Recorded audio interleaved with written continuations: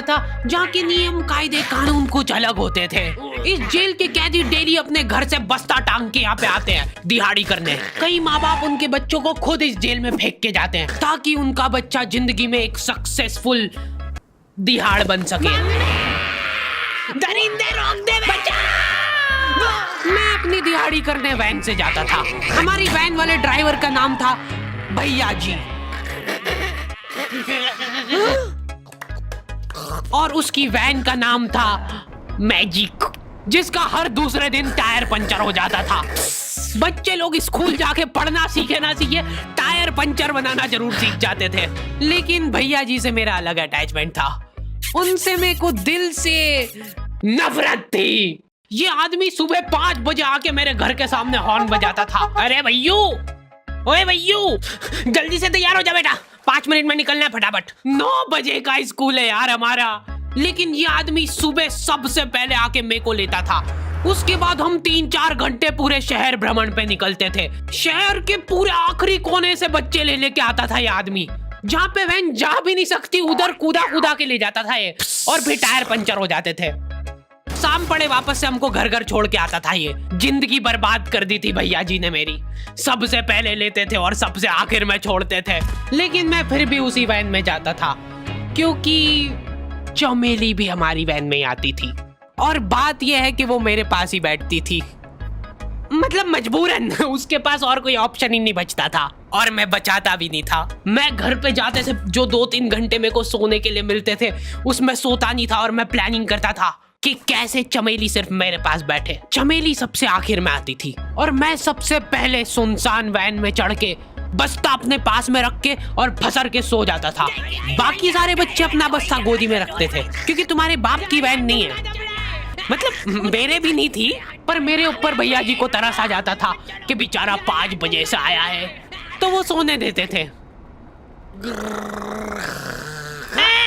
अरे कैसे चला रहा है ये गाड़ी? रुक जा, गाड़ी चलाना नहीं आती क्या? देखो, आदमी इतना तभी चिढ़ता है जब उसकी जिंदगी में कोई लड़की ना हो। नहीं है ना? नहीं, मैं समझ सकता हूँ लड़की ना होने का दुख दर्द। मैं भी किसी जमाने में लड़कियों की तलाश में गली मोहल्ले भटकता था। फिर एक दिन मेरे पास से वो निकली। जैसे ही मैंने हैपन खोल के देखा उसकी आईडी मेरे फोन पे चमक रही थी। हैपन ये एक रियल लाइफ डेटिंग ऐप है। यहाँ पे तुमको वो लोग मिलेंगे जो तुम्हारे आस पड़ोस से निकले हो कभी ना कभी। 100 किलोमीटर दूर रहने वाले लोगों से बात करके फायदा ही क्या जब तुम मिल ही ना पाओ। और अगर तुम्हारी घिनौनी शक्ल देख के यहाँ पे तुमसे कोई प्यार मोहब्बत नहीं भी करता है तो तुम फ्रेंडशिप तो कर ही सकते हो फिर भी। So go and check it out happen. Link is in the description. लेकिन मैं सोता नहीं था। मैं आंख बंद करके चमेली के घर का इंतजार करता था। तो क्योंकि चमेली आखिरी में आती थी तो वैन पूरी पैक पुक हो रखी होती थी। बच्चे बाहर उबल रहे होते थे और मैं अपना बस्ता पास में रख के एक्टिंग देखो एक्टिंग। और जैसे ही वो आती थी, हड़बड़ाना नहीं, ऐसे टाइम पे हड़बड़ाते नहीं है कि फटाफट बैग उठाया और आओ इधर बैठो जल्दी। मत करना ये हरकत, भाग जाएगी वो। ठरक नहीं झलकना चाहिए जरा सिक भी, एकदम सटल रखना है। क्या हुआ? और कहीं जगह नहीं है क्या? तेरे मुंह में मूत दूंगा मैं। अच्छा ठीक है, इधर ही बैठ जाओ। देख रहे हो एक्टिंग देखो तुम लौंडे की। ना जाने कौन सी नशीली खट्टी मीठी खुशबू लगा के आती थी चमेली। आज तक उसकी खुशबू है मेरी नाक में।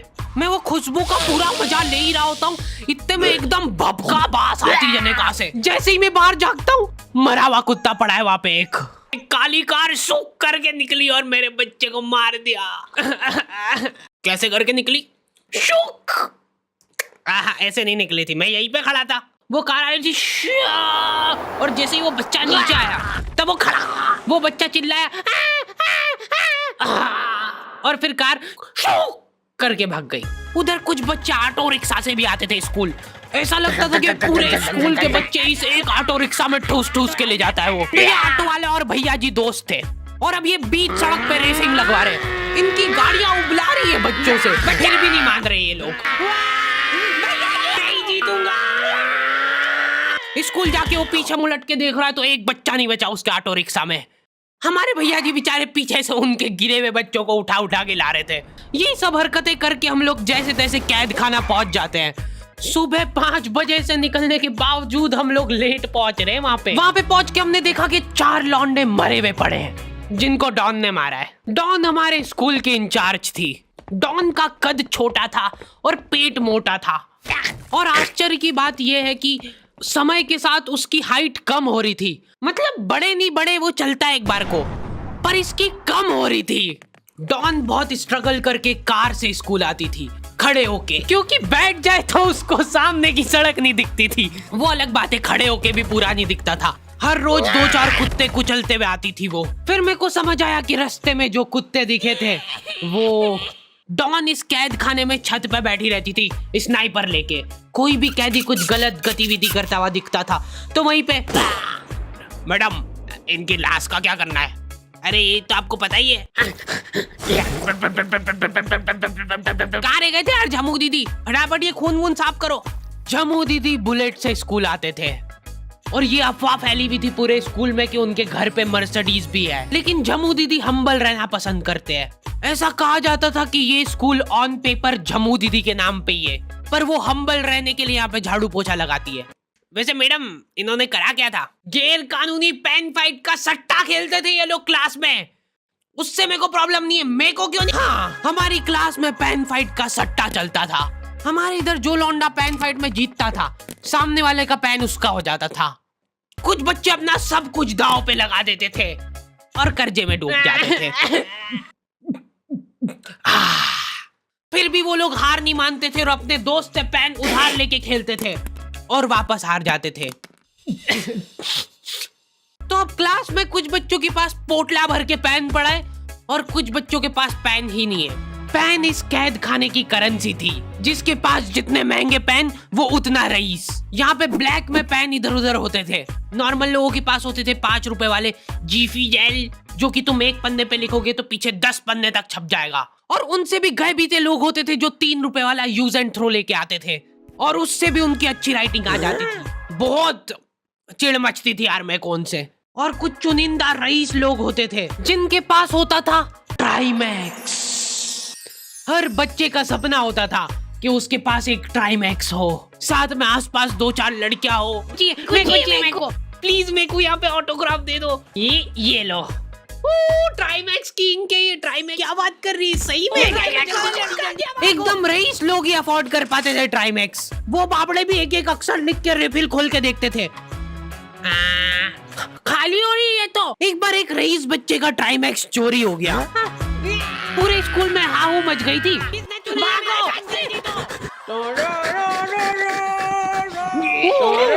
देखो, उस दिन हमको पता चला कि वो आदमी दौड़ भी सकता है। हमारे स्कूल में कुछ भी कांड हो रहा है, ये आदमी सबसे पहले दौड़ के आएगा, पूरा बैग खोल चोर, और बच्चों के बैग चेक करेगा। स्कूल वालों को भी इसकी सैलरी देते वक्त सबसे ज्यादा आखरती है। सैलरी किस चीज की? इस आदमी की शक्ल देख के ऐसा लगता था कि ये स्पोर्ट्स की आड़ में वैन वालों के साथ मिलके बच्चों की स्मगलिंग करता है। इस महान आदमी का नाम था भूषण। इसने अपनी जांग पे टैटू करा रखा था, भू अलग जांग पे, सड़ अलग जांग पे। सर कल से खो खो खेलने के लिए कितनी बजे आना है? वो तो बैग चेक करा पहले तू। इन्होंने पूरे कैद खाने के कैदियों को लाइन से खड़ा कर दिया है। पेन हमारी क्लास के बच्चे का गुमा है और पूरे स्कूल में ढूंढ रहे हैं लोग। आखिरी में पता चलता है कि वो बच्चा घर पे भूल के आ गया था उसका पेन। सॉरी बेटा, एक फेट में मुंह देगा।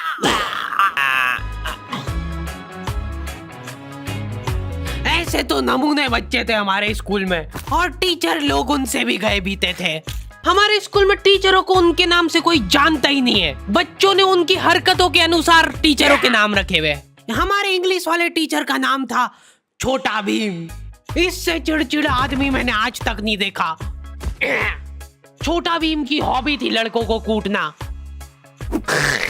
उस बेचारे की हाइट छोटी थी तो बच्चे के मुंह तक उसका हाथ ही नहीं पहुंचता था। बेचारा उचक उचक के मारता था, फिर भी कमर तक ही हाथ पहुंच पाता था उसका। एक पॉइंट पे मेरे को ऐसा लगने लग गया था कि उसको सैलरी लड़कों को कूटने की मिल रही है। कभी किसी बच्चे को बहुत ज्यादा मार दिया, घायल हो गया वो बेचारा, ये लो आपका एक्स्ट्रा बोनस। होमवर्क तुम्हारा बाप करेगा क्या? सर मेरे पापा मर गए थे। तू भी मर जा। ये लो। अरे वाह, नहीं चल रही, सांस तो नहीं चल रही है। हाँ कंफर्म मर चुका है ये। ओह ये लो आपका प्रमोशन हो गया है। लड़कियों से उसका अलग अटैचमेंट था। कौन सा परफ्यूम लगा के आई हो? सर थोड़ा दूर रहो। अरे मैं कुछ कर थोड़ी ना। भोली सी सूरत और आंखों में ठरक लेके स्कूल आ जाता था ये daily. So this means that he will jump over it and then he started. ये आदमी इंग्लिश को इंग्लिश में ही ट्रांसलेट करके चल जाता था हमारी नंगी आंखों के सामने। इधर वॉशरूम में मौत का नंगा नाच मचा रखा था लॉन्डो ने। 4 लॉन्डे दिन भर वॉशरूम में जाके खड़े हैं, कुछ भी नहीं कर रहे वो लोग वहां जाके। उनको बस मन की शांति मिलती है वहां जाके। अगले दिन उन चारों ने प्लानिंग करी, कुछ तो प्रोडक्टिव करते यार वहां जाके। अगले दिन वो सब पानी की बोतल लेके गए। अब वो पानी पी पी के हाथों हाथ मूत रहे हैं। और ये टीचर लोगों को प्रॉब्लम क्या है, बच्चे अगर वॉशरूम जा रहे हैं तो एक गया है तो अभी दूसरा नहीं जा सकता है। क्यों? तुम्हारे घर की लेटरिन थोड़ी ना है वो कि एक टाइम पे एक जना यूज कर सकता है।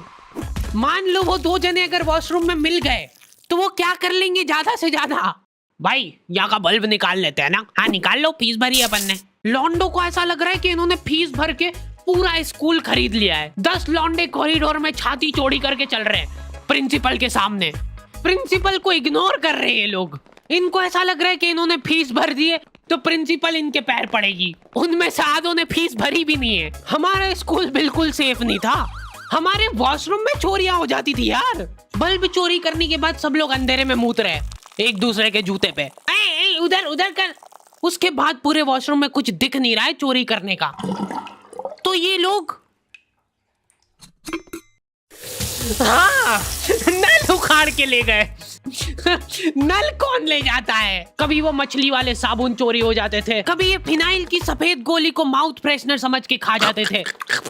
भाई इसको चबा मत, इसको चूस, ज्यादा देर तक चलेगी ऐसे। ठंडक हो रही भाई, ठंडक।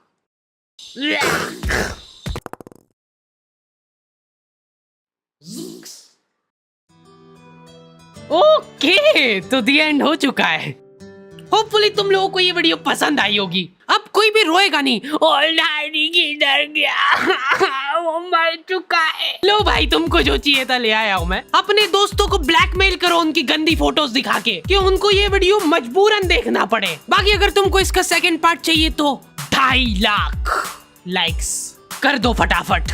और हैपन चेकआउट करना बिल्कुल मत भूलना, लिंक मैंने डिस्क्रिप्शन में डाल दी है। मिलते हैं नेक्स्ट वीडियो में।